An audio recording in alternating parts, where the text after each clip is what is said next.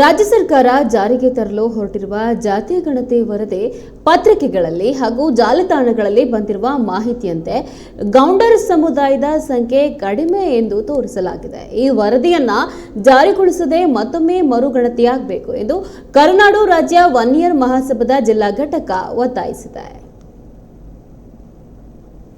ಈ ದಿನ ನಮ್ಮ ಕರುನಾಡು ರಾಜ್ಯ ವನ್ನಿಯರ್ ಮಹಾಸಭಾದ ವತಿಯಿಂದ ಪತ್ರಿಕಾಗೋಷ್ಠಿಯನ್ನು ಕರೆದಿದ್ದು, ಈ ಪತ್ರಿಕಾಗೋಷ್ಠಿಯಲ್ಲಿ ಅಧ್ಯಕ್ಷರು ಕರುನಾಡು ರಾಜ್ಯ ವನ್ನಿಯರ್ ಮಹಾಸಭಾದ ಅಧ್ಯಕ್ಷರಾದ ಶ್ರೀ ರೊಟ್ಟಿ ಸುಬ್ಬಣ್ಣನವರು, ಗೌರವಾಧ್ಯಕ್ಷರಾದ ಪಿ ಷಣ್ಮುಗಂ,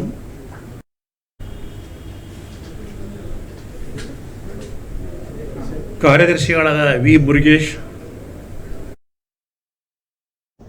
ರಾಜ್ಯದಲ್ಲಿ ವನ್ನಿಯರ್ ಸಮುದಾಯವನ್ನ ಸಾಮಾನ್ಯವಾಗಿ ವನ್ನಿಗೌಡರ್, ಗೌಂಡರ್, ವನ್ನಿರೆಡ್ಡಿ, ನಾಯರ್, ಪಡಿಯಾಚಿ ಪಲ್ಲಿ ಎಂದು ಕರೆಯುವ ಎಲ್ಲಾ ಜಾತಿಯವರು ಸಹ ಒಂದೇ ಸಮುದಾಯದವರು ಆಗಿರ್ತಾರೆ.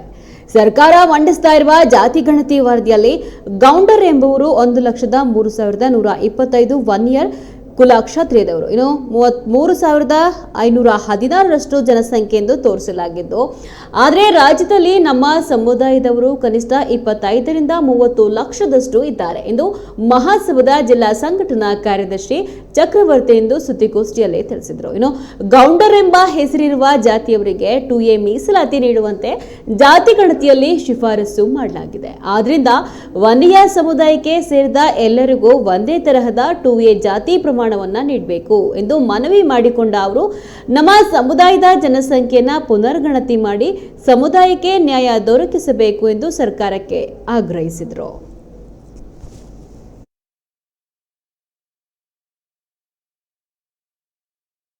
ಕೂಡ ಸರ್ಕಾರ ಏನು ಮಾಡ್ತಪ್ಪ ಅಂತಂದರೆ, ಕಂಪ್ಯೂಟರಲ್ಲಿ ಗಣಕೀಕರಣಕ್ಕೆ ತಗೊಂಡಿಲ್ಲ ಅನ್ನೋ ಒಂದೇ ಒಂದು ಕಾರಣಕ್ಕೋಸ್ಕರವಾಗಿ ಅವರೆಲ್ಲರನ್ನು ಕೂಡ ಗೌಂಡರ್ ಅಂತ ಕೊಟ್ಟರು ಸರ್.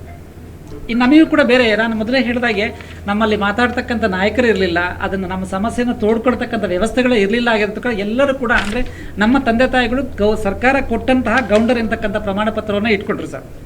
ಕಾಲಾನಂತರದಲ್ಲಿ ಏನಾಯ್ತಪ್ಪ ಅಂತ ಹೇಳಿದ್ರೆ, ಈ ಗೌಂಡರನ್ನು ಏನು ಇವತ್ತು ಒಕ್ಕಲಿಗರಂತ ಏನು ಕರಿತಿದ್ದೀವಲ್ಲ ಕರ್ನಾಟಕದಲ್ಲಿ, ಈ ಒಕ್ಕಲಿಗರೊಟ್ಟಿಗೆ 3rd A ಕೊಟ್ಟರು ಸರ್.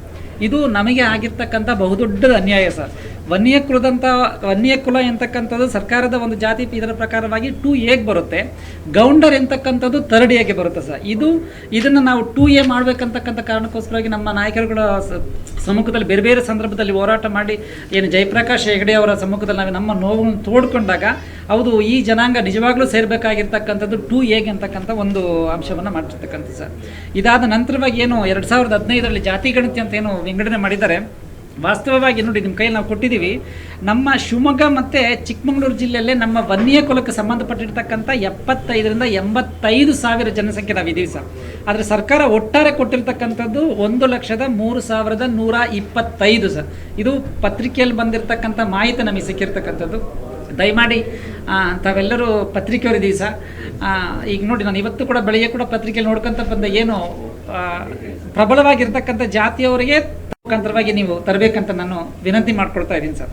ಬಹುಮುಖ್ಯವಾಗಿ ನಮೂದು ಮಾಡಿ ನಮಗೆ 2A ಅನ್ನು ಕೊಡ್ತಿದ್ದಾರೆ.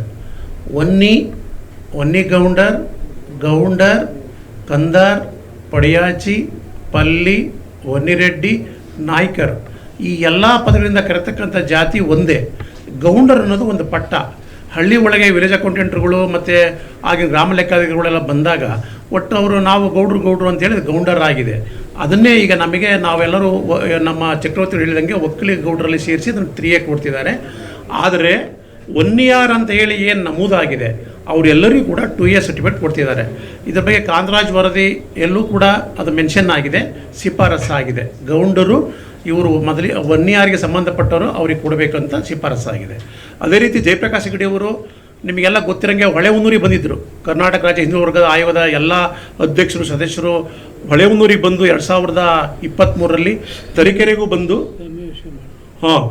ಅವರು ಸಮೀಕ್ಷೆನ ಮಾಡಿದರು. ಸಾಮಾಜಿಕವಾಗಿ, ಶೈಕ್ಷಣಿಕವಾಗಿ, ಆರ್ಥಿಕವಾಗಿ, ರಾಜಕೀಯವಾಗಿ ನಮ್ಮ ವಾಸ್ತುಸ್ಥಿತಿಯನ್ನು ಅವಲೋಕನೆ ಮಾಡಿಕೊಂಡು ಸರ್ಕಾರಕ್ಕೆ ವರದಿಯನ್ನು ಸಲ್ಲಿಸಿದ್ದಾರೆ. ಅದರಲ್ಲೂ ಕೂಡ ಅವರು ಈ ಗೌಂಡರನ್ನರು ವನ್ನಿಯಾರಿಗೆ ಸಂಬಂಧಪಟ್ಟವರು ಅವರಿಗೆ 2A ಸಿಗಬೇಕು ಅಂತೇಳಿ ಕೊಟ್ಟಿದ್ದಾರೆ. ಇವೆಲ್ಲ ವಿಷಯಗಳನ್ನು ಕೂಡ ನಾವು ಸರ್ಕಾರದ ಗಮನಕ್ಕೆ ತಂದಿದ್ದೀವಿ. ವಿಧಾನಸೌಧದಲ್ಲಿ ಕೂಡ ಈ ವಿಚಾರನ ಎತ್ತಿದ್ದೀವಿ. ಹಾಗಾಗಿ ಅದಕ್ಕೆ ಒಂದು ನ್ಯಾಯ ಸಿಗಲಿ ಅನ್ನೋ ಒಂದು ಕಾರಣಕ್ಕೆ ಪತ್ರಿಕಾಗೋಷ್ಠಿಯನ್ನು ಮಾಡ್ತೀವಿ. ಜೊತೆಗೆ